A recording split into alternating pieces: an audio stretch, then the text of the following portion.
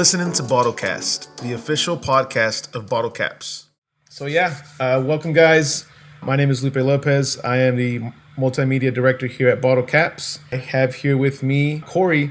He is our VP of Business Development, but I'll let him go ahead and give an introduction on himself. Yeah, hi guys. My name's Corey Gerstner. As Lupe said, I'm the VP of Business Development for BottleCapps. Been with the company going on 5 years, and really excited to kind of join in on these weekly podcasts to just talk about what's going on in the industry, and then ultimately, what we're doing here at BottleCapps. So Corey, just to catch up the folks that are here with us, this was an idea you and I have kicked around a bit, of course, and some of the other team members. Given as how we're working day to day and building a lot of these products and services for our clients, this is an effort to kind of give people an inside look at the things we're doing, at the people we're talking to, and all the great work our folks and our colleagues are doing. So with that said, we'll go ahead and kick it off. BottleCapps and BottleRover.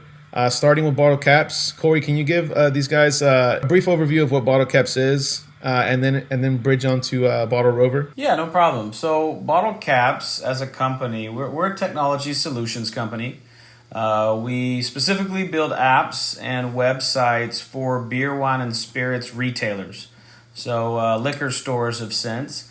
And we do that to help them kind of enter into the digital, age, the online commerce or e-commerce age. We have other products that, kind of accompany our apps and websites. We also have some digital signage. We even have marketing service plans as well. But ultimately, that's kind of our core competency, is building that software out on a software as a service or subscription model, so that they can sell their products more easily and more conveniently to their customers. On the flip side of that, there is BottleRover, which is a product that we own and operate. It is kind of our B2C business model or vertical.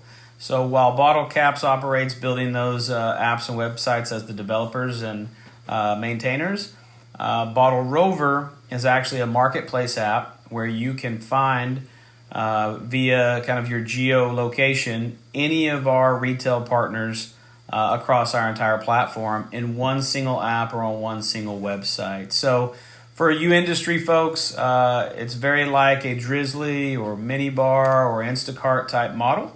However, where they charge a transaction model and take percentages of every order, both from the retailer as well as fees that they charge the customer, we've actually found a way to do all this free of charge to our two audiences or our two customer bases. So retailers pay us nothing per transaction. They simply pay us a very low fee per month as a subscriber to their app and website. And then consumers, they're able to shop any of those stores, buy those products, and pay no delivery fees whatsoever. So it's truly the best of both worlds. It's taken a lot to get here, but and that's what we're all about. Nice. Yeah. As you guys can tell, Corey has given this speech Lord knows how many times, and he can speak, in my opinion, the best to it out of us but cool. I appreciate that breakdown, Corey. And a lot of the things, as you know, and for the guys listening, I handle a bit of our social and all things digital marketing. So a bit of the floating, I guess, confusion is sometimes what's BottleCapps and what's BottleRover? What's the difference? So maybe for a one-liner, Corey, what would be your best explanation for BottleCapps versus BottleRover? So BottleCapps is our B2B business. So we seek out clients or partners, whether that be at the retail level or anywhere within the 3-tier of beer, wine, and spirits. So we also work hand in hand with brands or suppliers. And then we have partnerships that we're actively seeking and working with at the distributor level. So that's our B2B business model. And it really kind of serves as an umbrella or a parent to everything that then falls within that realm. BottleRover, in our opinion, just serves as one of the products that BottleCapps has developed and then now maintains both, on a development side of things as well as a marketing and sales side of things. But it is solely for the end consumer to be able to shop and access all of our great relationships that we formed on the B2B side. Bam. There you go. That last bit, I think, definitely cleared it up. Cool. I appreciate that. So, yeah, moving on. We wrapped up Q1 recently. We've seen a ton of growth last year. That Q1 versus this Q1 has been very interesting to see within data. We've been working on a lot of cool stuff. So, from the top of your head, what are some of the top Q1 things that you'd like to share with the folks here? Yeah, I think after 2020, obviously it was a banner year for the industry, especially on the e-commerce side. We followed it up with a first quarter of 2021 that has been pretty monumental for us as a company as well. If you look at things like just gross revenue for our company, we're up 800% from where we were in Q1 of 2020. So even as great as a year as that was, this year is starting off on a much better foot already. Orders across our platform have all grown in Q1 as well. So we're really hoping and excited to see that continue in Q2. And just some of my personal favorites of products and services. We're always in the kitchen cooking up some new and innovating tools. We recently launched the BottleRover voice assistant. So if you're on a mobile web, basically your iPhone or your Android, go to BottleRover.com. Well, you'll see there is an icon for a voice. It's the typical microphone icon. But if you click that, it launches Rover, our virtual assistant. And, of course, we just launched that. So there is some time that's taken to kind of enhance that feature. But it's something that we're really excited to launch. I'm confident in saying we're first to market within our industry on launching something like that. So you can literally go and click it and ask it for Bud Light, and it'll pull up Bud Light. And then you just add your cart and then check out. So it's a really great tool for those that are first users that just kind of landed on our page and on our marketplace. But yeah, you guys have some fun with that and really kind of begin to explore that feature. And then we'll of course be enhancing it as it comes. So that's one of my personal favorites. And one thing on that topic, Lube, it can do a lot more than just shop a particular brand or even a category of spirit. If you have no idea about wine or you have no idea about what product you're actually seeking, you can ask all types of questions. And of course, these responses, they are kind of AI or machine learned. So over time, they get better and better and more accurate. But you can ask questions of, a red wine within a certain price point, and it'll pull up a list of just those red wines. And you don't have to know what you're looking for necessarily. In the future, we have all kinds of ideas for it and where it could go. Maybe it offers pairings of wines, for example, for certain food types or for certain meal plans. There's all kinds of possibilities. So it absolutely is something we're excited about. We are still in the process of kind of beta in and out. But when we release it, we are very confident it'll be the first of its kind, and it's going to get some real traction in the industry. Absolutely. No, you said it best there. Basically, the more you guys use it, the better it will be. So, very excited to seeing how that's going to build out. So, with that said, let's kind of talk about we just discussed Q1, what we've done. Now let's talk about Q2. What's on the way? What are some things that we have in the horizon? Some projects, some products and services that we're looking to release soon. I know we can't really say too much, but just a little teaser for the folks. Yeah, we don't want to reveal the secret sauce, but we are pretty excited. Obviously, April marks kind of the first month of Q2 for us here at BottleCAPS. One of the things we've been working on and been betaing out during Q1 is our free delivery model via BottleRover. So that announcement, is going to go out in kind of a press release, press pack here very shortly, but it is already live on our platform and on our system. Again, I alluded to it earlier, but essentially shoppers, consumers can shop their products directly from BottleRover.com or the app, and instead of having to pay those bulky delivery fees, it's more of the Amazon model where you get free delivery and you get it within inside of an hour or two. So it really is, again, one of the first of its kind in terms of this industry. any competitors one-to-one, they're charging those transactional fees and those delivery fees. So we're very excited to see it play out. A lot of interest across the industry from the brands and the distributor side of things, and even some folks outside of the industry that have really had their interest piqued by this free delivery from a startup like ours. So excited to release that and see what it does. And then Q2, we're going to be working with some very large industry brands.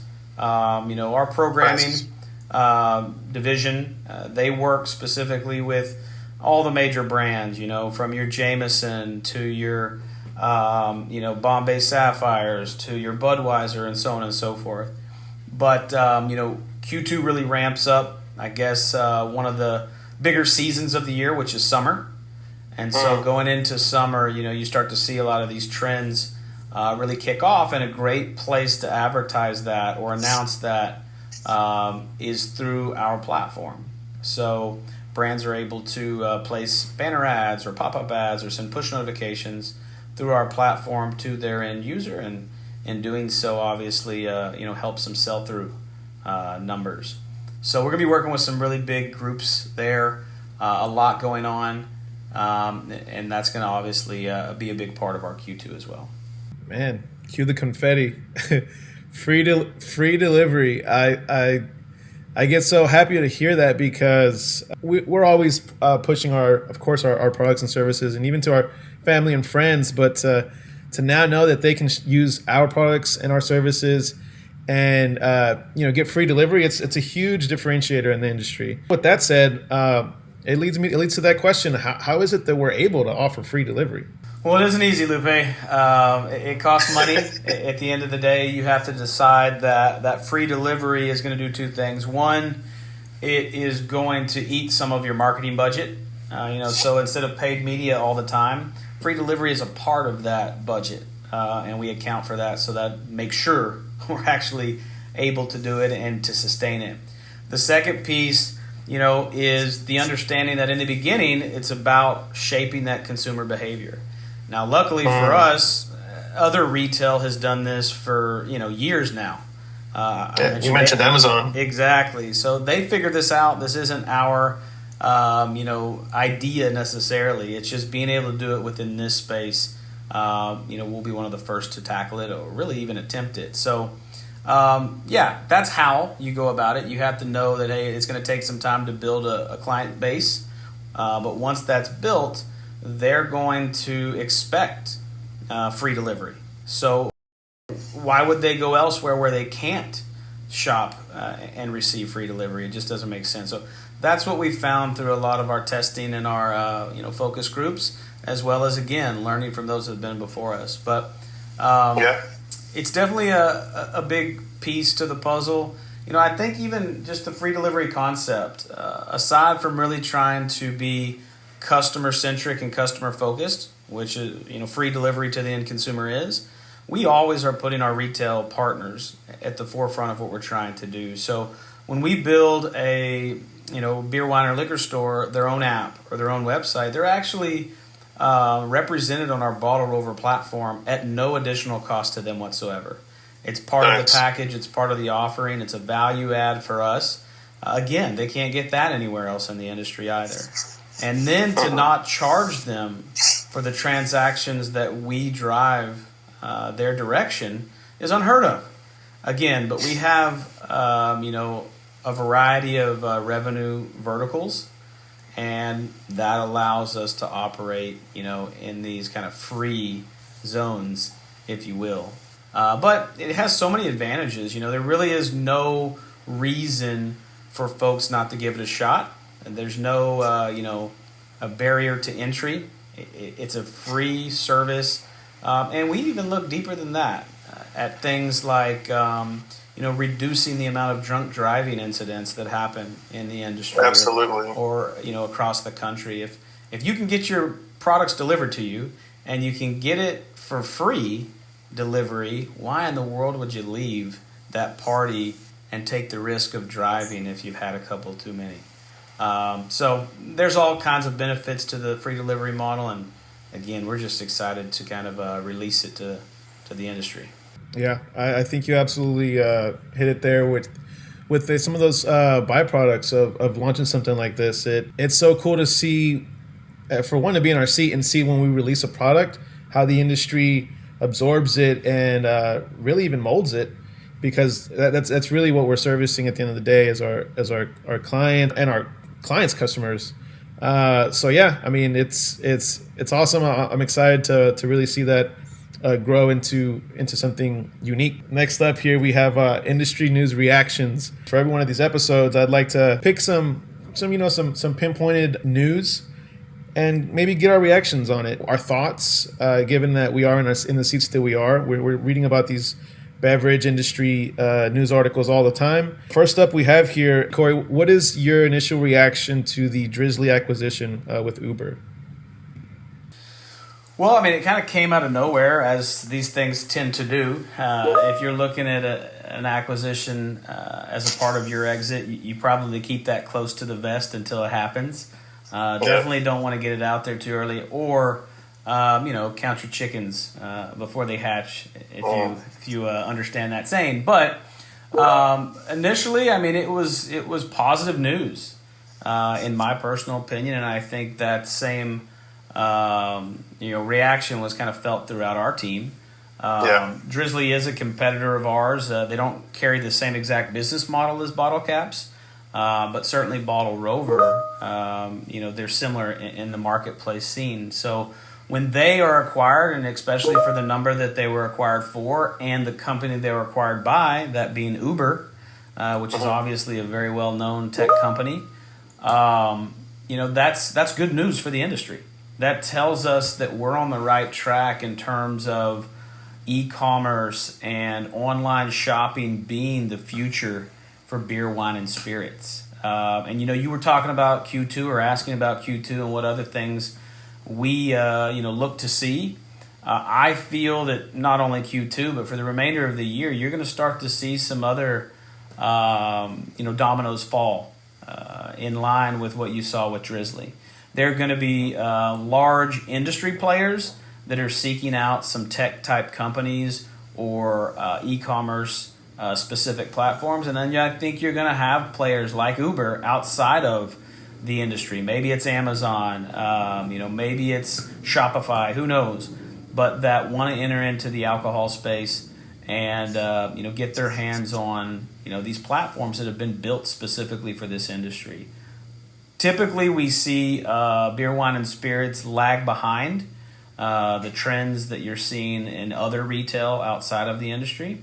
And that has played out here too, but because the circumstances following the pandemic, the need was there to be able to shop online, or on the flip side, if I'm the retailer, to be able to stay in business and offer my customers products through a shopping experience while keeping them safe at the same time.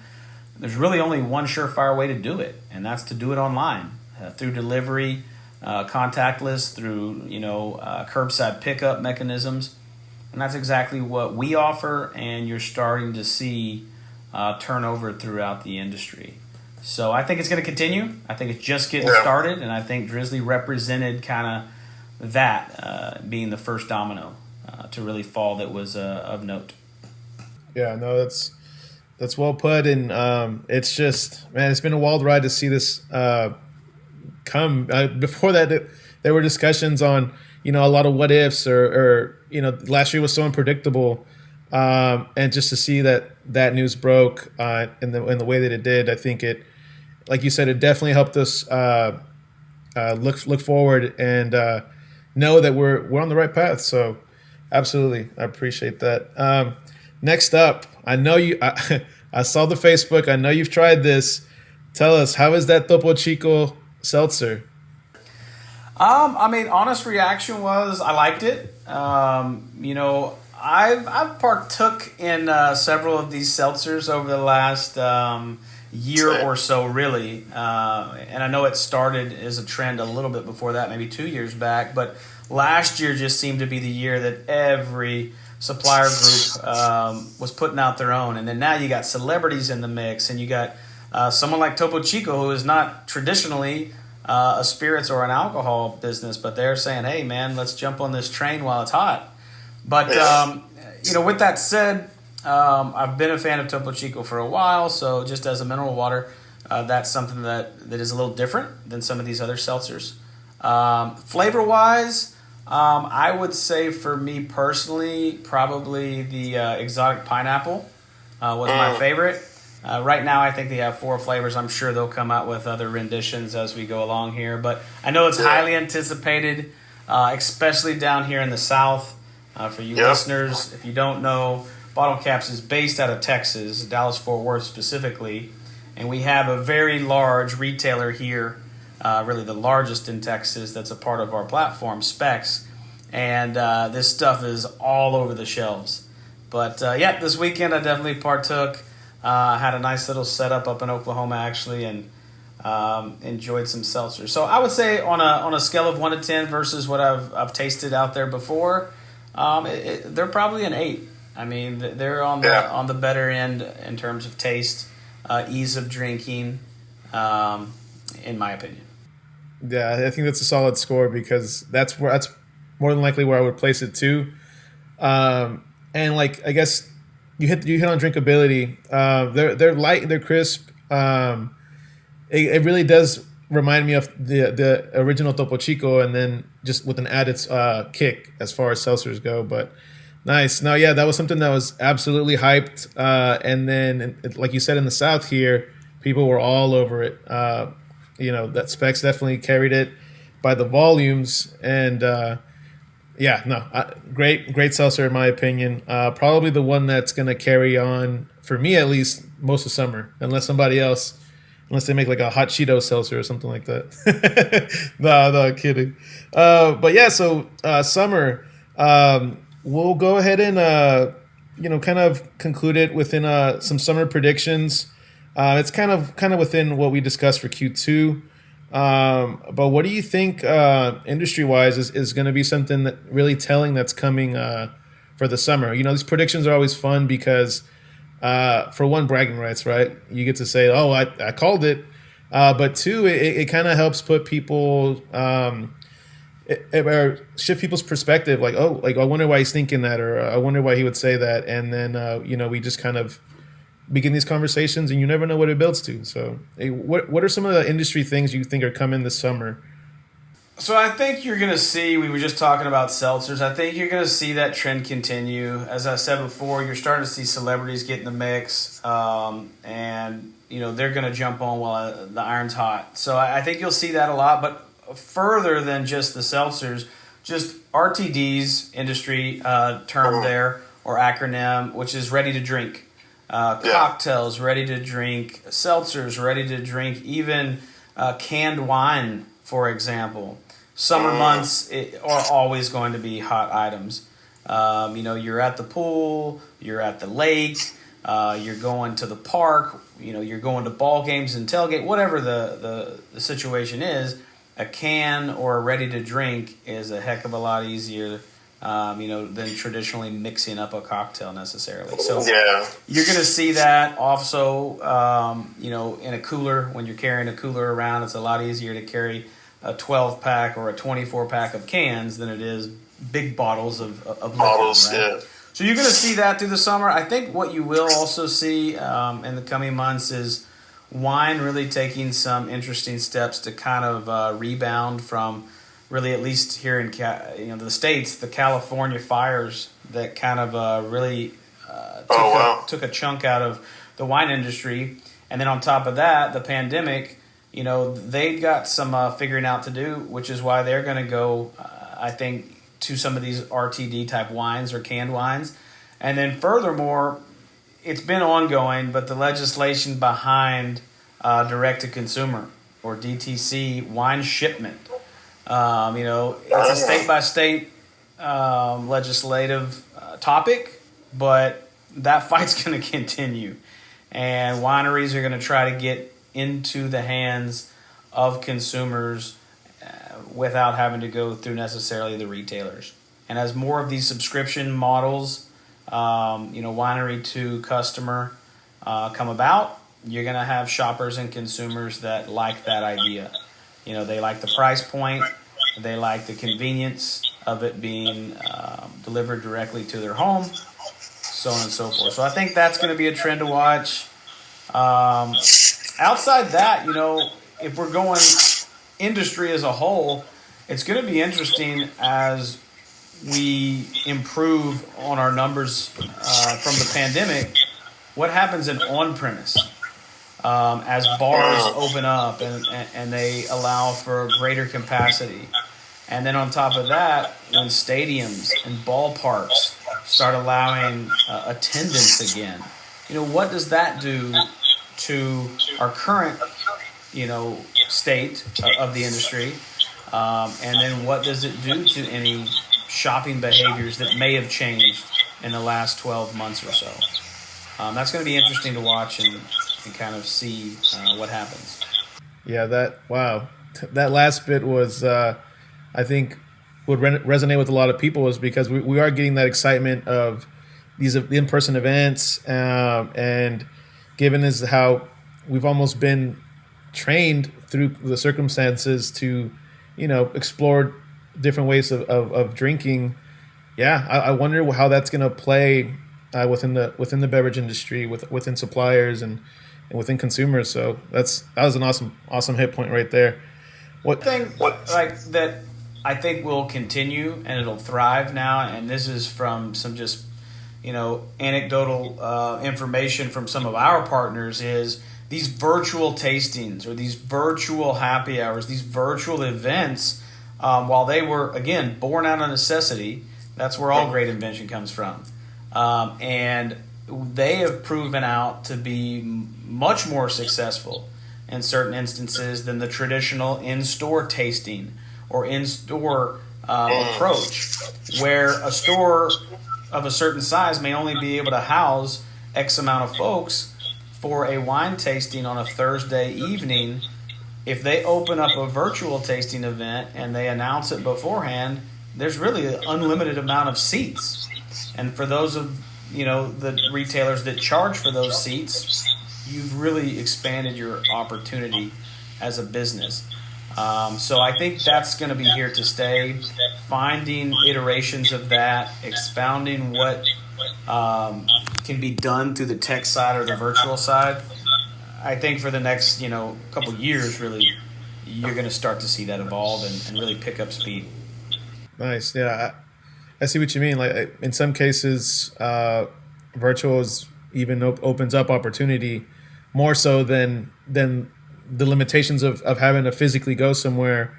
Another home run right there. But yeah, well, cool, Corey. I appreciate your time.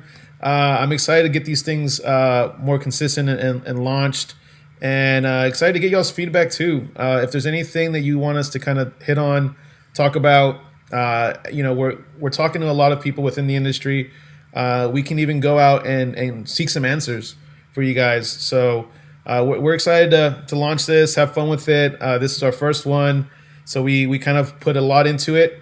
But maybe in the future we'll segment it out, in different fashions. So appreciate y'all's time. Corey, where can these folks find more information on us if they want to just discover who we are? Yeah, I mean, if you're an industry professional, BottleCAPS.com. That's BottleCAPS with 2 P's, kind of like apps. That's going to be the place for any information on the company, on any of our products, and our typical ongoings. In the future, this audio segment will likely be housed there as well, so you can actually see or listen to other media that we've done in the past. And then if you're a consumer, you're just looking for a good bourbon, BottleRover.com, or you can go onto the app or Google Play Store and just search BottleRover. But that's going to be where you can shop a whole list of products and then be able to order for pickup or delivery right there in the platform. Again, free delivery on BottleRover.com. Yeah. It's the only place you can get it in the beer, wine, and spirits industry. So check us out. You heard it here. Free delivery. So honestly, take advantage. And with that said, cheers, guys. We hope you enjoyed the drinks and the info that we provided to you today. Have a good one. Thanks for listening to BottleCast. the official podcast of BottleCAPS. We'll see you guys in the next episode. Cheers.